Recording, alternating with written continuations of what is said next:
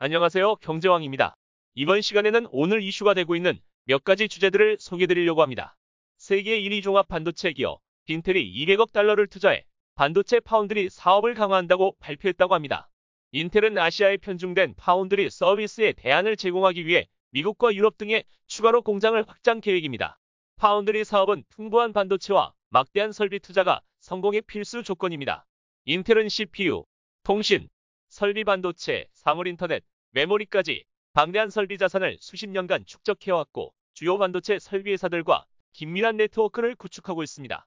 그뿐만 아니라 바이든 행정부가 강조한 반도체 자국 생산의 지원에 힘입어 삼성전자의 위협이 되고 있습니다. 삼성전자가 기존의 고객을 놓치지 않고 신규 고객까지 유치하려면 미국 공장 증설에 더욱 힘써야 한다고 합니다. 두 번째로는 한국은행의 경기 전망입니다. 이주열 한국은행 총재가 경제성장 전망을 3% 올리겠다고 예고하였습니다.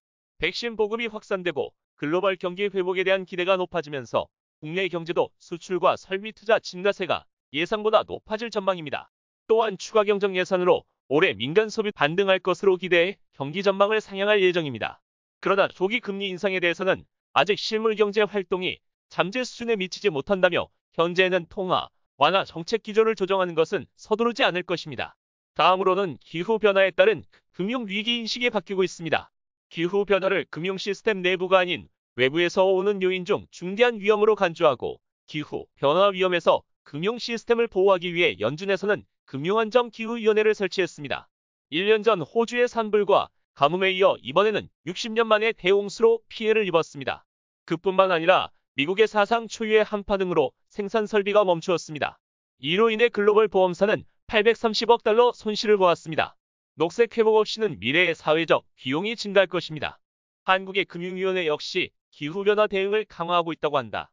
금융위는 녹색 금융 활성화를 위한 3대 정책 방향으로 정책금융 지원 강화, 기후변화 규범 확립, 관련 제도 정비 선정을 해나갈 것입니다. 마지막으로는 자동차 부품사들의 담합입니다. 2006년 현대차, 기아 관련 부품 시장의 경쟁이 심해지자 담합이 촉발되었습니다. 당시 업계 1위였던 화승과 2위 동일은 경쟁을 회피하기 위해 담합을 시작했고 2010년 후에 업계 3위 아이아, 4위 유일과도 담합했습니다. 이들의 자동차 부품 점유율은 100%에 가깝습니다. 현대자동차와 기아를 상대로 12년 동안 담합을 통해 부당이득을 챙긴 4곳에 공정거래위원회는 824억 원 과징금을 내렸습니다. 오늘의 경제 뉴스는 여기까지입니다. 다음 시간에 찾아뵙겠습니다. 경제왕이었습니다.